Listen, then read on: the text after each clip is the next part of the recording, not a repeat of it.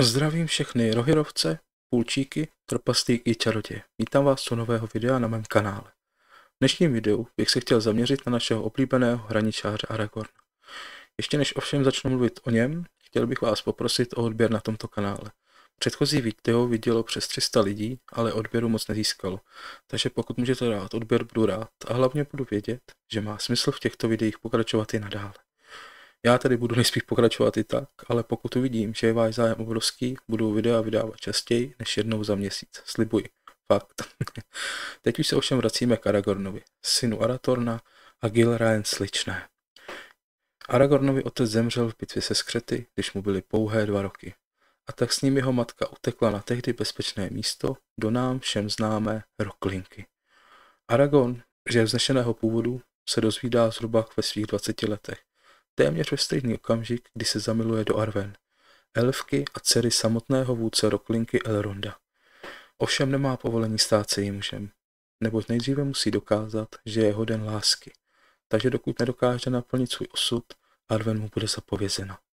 Aragorn se tak vydá na svou pouť, během které pozná Gandalfa a mnohem dalších přátel, kteří postupem času poznají, že jsou ochotni za Aragorna položit život, neboť z něj se během těchto let stane houževnatý, moudrosti blažený muž, co má povahu a osobnost starých králů a moudrost elfů z Roklinky. Ale dost o něčem, co většina z nás již dávno zná. Nyní bych se chtěl pobavit o příbězích, filmech, seriálech a hrách, co potom měly vzniknout na počest našeho oblíbeného hraničáře. O tom, že měl mít nějaký samostatný film nebo kratší sérii, asi nepochybuje někdo z nás. Neboť tak, jak Aragorna zahrál Viggo Mortensen, pohltilo milion diváků, včetně mě. A i díky němu se stala filmová trilogie tak oblíbená. Jak herec ve filmu působil a jak moc svou postavu miloval, no podle mě je obrovská škoda, že s tímto hercem nevzniklo nějaké dílo. Ovšem dnes už je relativně pozdě na to, aby Viggo v roli pokračoval. Tak si říkám, že nějaký seriál nebo film, co by byl prequel samotné trilogie, by mohl být super. Samozřejmě by se musel najít nový a mladší herec, ale film o tom, jak Aragorn během své poutě pozná Gandalfa, všemi diváky milovaného elfa Legolase, anebo v metrové trávě neviděného trpaslíka Gimliho, je něco, co bych opravdu rád viděl. Nebo nějaký, řekněme, romantický fantasy film, kde se prostě oťukává s Arwen a film bude končit scénou z Pána prstenů 3, jak se Aragorn stane králem a políbí Arwen při loučení se s půlčíky v Minas Tirith.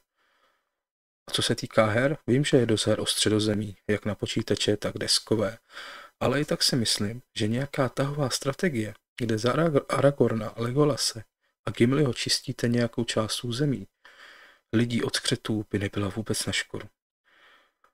A co se týče nějakých dalších knih, samozřejmě víme, jaké to je, už asi jako nic vznikat nebude i tak, ale osobně jsem již párkrát i zkoušel psát nějaké vymyšlené příběhy ze světa Pána prstenů. A vím, že napsat a vydat něco z toho světa je vlastně nemožné, pokud nejste přímo Tolkien, ale i tak si občas při volné chvíli sednu k počítači a přečtu si na Wattpadu něco z toho světa. Neboť i když to není vždy psané dokonalou češtinou, a ne vždy se to čte jednoduše, tak i tak myšlenky daného příběhu mi v hlavě otevřou mé další fantasy myšlenky z tohoto světa a začnu si psát nebo v hlavě přehrávat něco, co by mne mohlo ze světa Pána prstenů zajímat a dodá mi to v hlavě takový pocit klidu, že si řeknu, tak zítra je čas se podívat na celou trilogii v televizi. Takže další den vypnu zvuky na mobilu, zatáhnu závěsy, vezmu si tunu popcornu a sleduji prakticky celé odpoledne a noc Pána prstenů. A ty scény, které mám opravdu rád, klidně i 20krát za sebou. Není problém. Opravdu ten svět miluji. Myslím si, že i z toho, že tady vytvářím tento kanál, to možná jako časem pořádně poznáte. A co se týče jako psaní něčeho, občas také sám něco napíšu. Sice píšu jenom takové kratší příběhy, nebo většinou jenom takové jakoby zluky myšlenek, které úplně nedávají smysl, ale i tak vám zde klidně převyprávím kousek toho, co jsem napsal, vlastně během toho, co jsem psal scénář k tomuto videu, neboť jsem si řekl, že bych si mohl jako něco přetvořit nebo přepsat k obrazu svému, ale jak říkám, je to jenom takový zluk myšlenek, sepsaný na pozdější jako ještě úpravu, rozvedení a rozhodně sformulování vět trošičku lépe. No ale teda jdeme na to. Aragorn se chystá utábořit na okraji lesa. Když Tom z pochvy vytasí svůj meč, neboť zaslechne křupnutí větívky za jeho zády. Prudce se otočí a vidí, jak za ním stojí čaroděj. V té době ještě relativně mladý, šedý čaroděj. Zdravím tě, člověče, já jsem Gandalf šedý. A i když to ještě neví, jsem tu proto, abych ti pomohl naplnit tvůj osud. Stát se králem a sjednotit celou Středozem. Aragorn se lehce pousměje a nechce slovům čaroděje věřit. Avšak za pár dní se společně s ním utká s pár toulavými skřety a dochází mu, že když se skřeti v této oblasti ukázali naposled, znamenalo to obrovskou válku, při níž umřelo mnoho lidí, elfů i trpaslíků.